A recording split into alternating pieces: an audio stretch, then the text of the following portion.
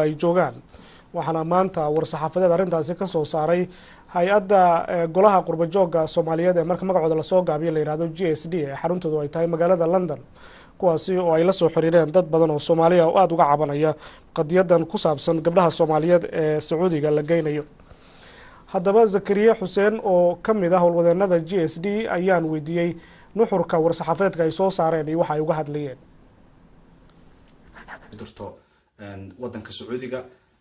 waxaa nagala soo xiriiray GSD ahaan dad aad u fara badan oo shucuubta Soomaaliyeed kamid ah ayagoo ka muujinaya walaac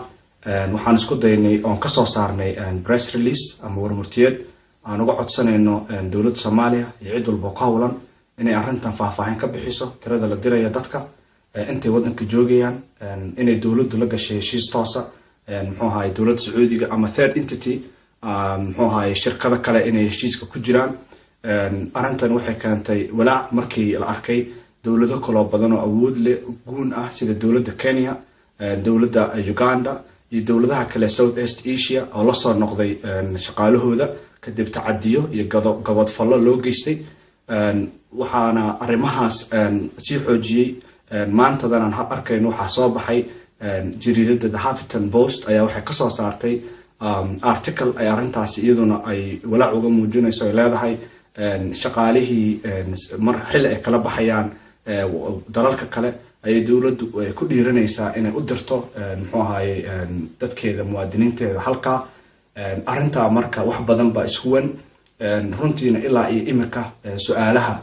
dadku isweydiinayaan iyo walaaca jira kama ayna jawaabin xukuumadda Soomaaliya